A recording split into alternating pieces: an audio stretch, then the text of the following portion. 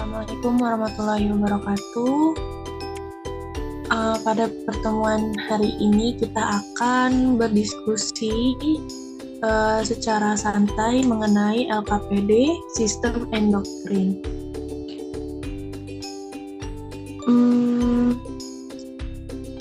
Di sini kita akan membahas Sistem and Doctrine yang dimana akan dibahas oleh saya dan teman-teman saya, yaitu saya sendiri dengan Rizkia Ikhti Putri, lalu ada Naziha Amanda, lalu ada Siti Guar Umalelen, lalu ada Zulfa Nadia, dan juga ada Rizka Amelia. Oke, mungkin langsung saja kita ke bagian soal tentang sistem and doktrin. Yang pertama itu akan dibacakan oleh Zia. Silahkan Zia. Baik, terima kasih. Untuk soal yang pertama, Anda telah mengenal syaraf atau fungsi syaraf dalam mengkoordinasikan kerja tubuh. Namun, yang berfungsi mengkoordinasikan kerja organ tubuh tidak hanya saraf, tetapi ada yang namanya sistem, yaitu endokrin. Jelaskan perbedaan cara kerja keduanya. Sistem endokrin memiliki kemiripan dengan sistem saraf pada manusia karena keduanya berperan dalam mengontrol dan memadukan satu sama lain. Jika sistem endokrin mengontrol proses tubuh yang berlangsung lambat, sistem saraf mengatur proses tubuh yang berlangsung cepat seperti pernapasan dan metabolisme. Sistem saraf terdiri dari otak, sumsum tulang belakang, dan saraf. Adapun sistem endokrin adalah sistem yang memproduksi dan mengeluarkan hormon untuk mengontrol fungsi tubuh, sehingga sistem endokrin sering disebut dengan sistem hormon. Terdapat persamaan, yaitu yang pertama, kedua sistem merupakan bagian dari sistem koordinasi tubuh. Yang kedua, bekerja sama untuk mengatur keseimbangan tubuh. Yang ketiga, mengatur proses homeostatis dan adaptasi terhadap lingkungan eksternal. Yang keempat, berperan dalam kontrol sel dan organ tubuh. Dan yang kelima, mensekresikan cairan kimia. Terdapat juga perbedaan, yaitu sistem saraf memiliki respon yang lebih cepat daripada sistem endokrin. Yang kedua, sinyal sistem saraf disampaikan oleh neurotransmitter, sedangkan sistem endokrin disampaikan oleh aliran darah. Yang ketiga, efek sistem saraf lebih terfokus, sedangkan efek sistem endokrin lebih tersebar luas.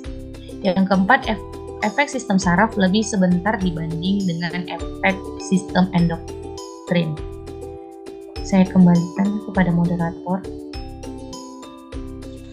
Baik, terima kasih Zia sudah membahas pada soal nomor 1. Selanjutnya di nomor 2 akan dibahas oleh Rizka Amelia. Dipersilakan untuk Rizka Amelia. Baik, selanjutnya di nomor 2 pertanyaannya, jelaskan apa yang dimaksud dengan kelenjar pituitari, bagaimana kelenjar pituitari bekerja dalam mengatur koordinasi kerja dalam tubuh kita. Jadi, kelenjar pituitari adalah salah satu organ yang membuat hormon untuk tubuh. Kelenjar ini disebut dengan kelenjar master karena menghasilkan hormon yang mengatur fungsi kelenjar lain. Kelenjar ini terletak di dasar otak besar dan berada di bawah hipotalamus. Walaupun disebut master, kelenjar ini memiliki ukuran sebesar kacang polong, dan kelenjar ini juga terdiri dari dua bagian atau lobus, yaitu anterior di bagian depan dan posterior di bagian belakang. Fungsi kelenjar pituitari yang utama adalah membuat beberapa hormon penting dan mengirim sinyal ke sistem endokrin lain untuk melepaskan hormon. Selain itu, kelenjar ini juga banyak bekerja sama dengan hipotalamus untuk menghasilkan beberapa hormon. Sekian penjelasan dari nomor 2, saya kembalikan lagi kepada moderator. Oke, baik. Terima kasih untuk Rizka Amelia sudah membahas pada soal nomor 2. Selanjutnya di nomor 3 akan dibahas oleh saya sendiri, yang dimana itu pertanyaannya apa yang akan terjadi apabila kelenjar pituitari dalam tubuh kita tidak tersedia secara normal? Hipopituitarisme terjadi karena kelenjar pituitari tidak dapat menghasilkan hormon dalam jumlah yang cukup. Nah, kondisi ini tuh disebabkan oleh berbagai hal, tetapi sebagian besar disebabkan oleh tumor pituitari. Selain disebabkan oleh tumor, hipopituitarisme juga disebabkan oleh cedera pada kelenjar tersebut. Misalnya karena komplikasi operasi daerah otak. Terus ada beberapa juga penyebab lain dari hipopituitarisme yang dimana selain tumor dan cedera, yaitu ada yang pertama, infeksi sekitar otak. Contohnya itu seperti meningitis atau malaria otak. Lalu yang kedua, peradangan kelenjar pituitari yang dimana misalnya akibat si kelenjar pituitari tersebut. Lalu nomor 3, granulomatosis, hipophysitis, dan sarkoidosis. Lalu yang keempat ada perdarahan subarachnoid, lalu yang kelima diabetes, yang keenam limfoma, yang ketujuh stroke, yang kedelapan ada sindrom Sheehan atau hipopituitarisme pasca melahirkan. Lalu yang kesembilan ada hemochromatosis. Baik, mungkin itu saja pada penjelasan di nomor 3. Selanjutnya pada soal nomor 4 akan dibahas oleh Siti Guard. Untuk Siti Guard dipersilahkan.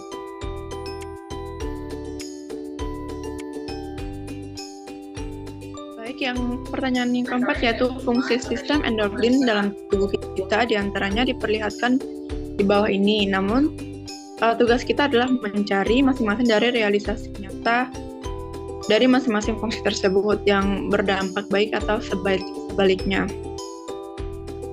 Yang pertama adalah penghasil hormon. Kelenjar endokrin yang bertugas untuk menghasilkan berbagai macam jenis hormon yang nantinya akan disalurkan ke darah apabila diperlukan oleh jaringan tubuh tertentu. Yang berikutnya yaitu mengontrol aktivitas. Nah, kelenjar endokrin ini bertugas untuk mengontrol aktivitas dari kelenjar tubuh agar dapat berfungsi dengan normal dan maksimal. Kemudian merangsang aktivitas. Kelenjar endokrin juga bertugas untuk merangsang aktivitas kelenjar tubuh untuk kemudian disampaikan ke sistem saraf dan menciptakan suatu efek dari rangsangan tersebut. Yang berikutnya pertumbuhan jaringan. Kelenjar endokrin juga mempengaruhi pertumbuhan jaringan pada manusia agar jaringan tersebut berfungsi maksimal. Yang berikutnya mengatur metabolisme. Kelenjar endokrin juga berfungsi untuk mengatur metabolisme dalam tubuh. Sistem endokrin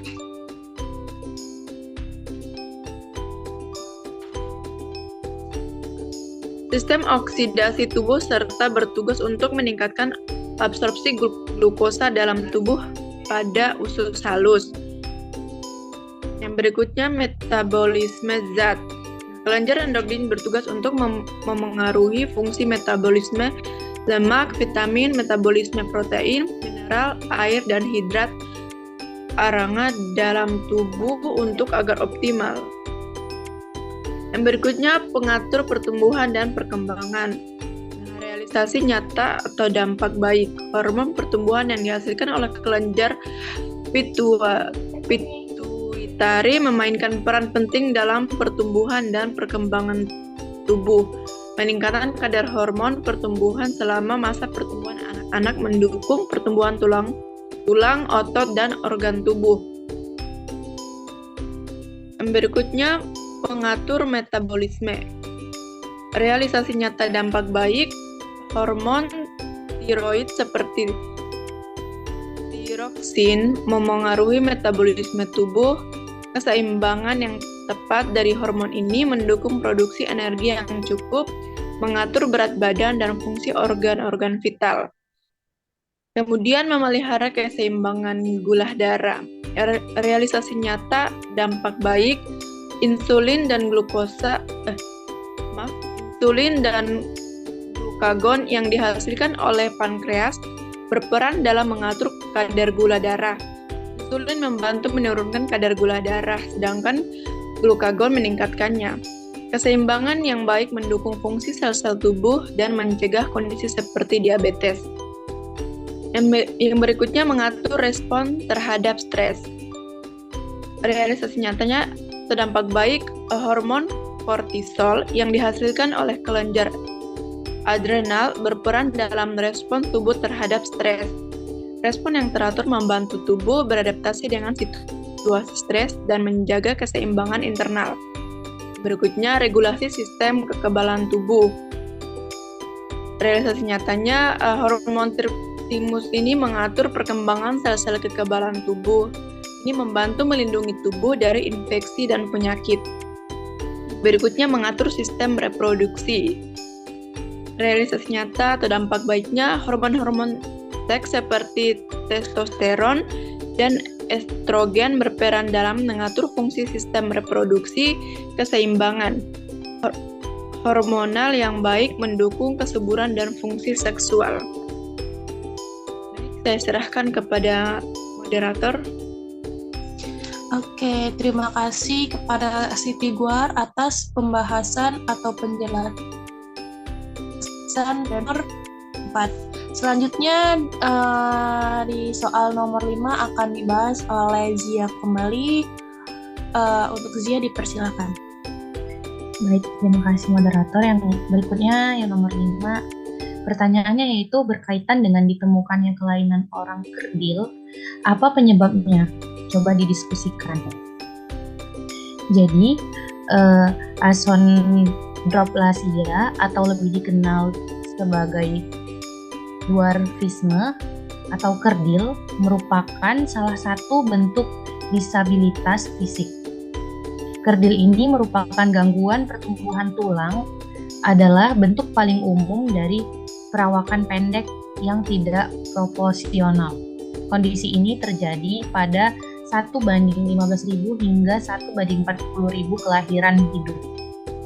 Hal ini juga berkaitan dengan sistem endokrin pada orang tersebut, yang mana jika hormon pertumbuhan pada seorang anak terlalu sedikit, orang tersebut mungkin menjadi kerdil, hipofisis dengan proporsi normal namun bertubuh kecil. Hormon pertumbuhan adalah protein yang merangsang pertumbuhan tulang, otot, dan organ lain dengan meningkatkan sintesis protein.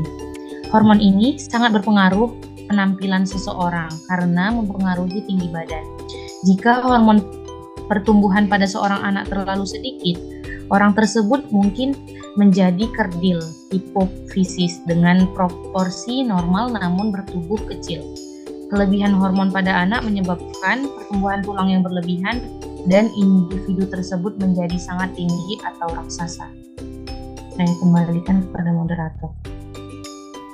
Oke, baik. Terima kasih kepada Zia untuk terkait pembahasan pada soal nomor 5. Oke, teman-teman, mungkin itu saja yang dapat kami sampaikan. Kurang lebihnya mohon maaf, dan apabila terdapat saran dan kritik terkait pembahasan pada kali ini, boleh dituliskan di kolom komentar atau bisa menghubungi ke atau kita akan membahas di grup. Oke, mungkin itu saja. Terima kasih. Wassalamualaikum warahmatullahi wabarakatuh.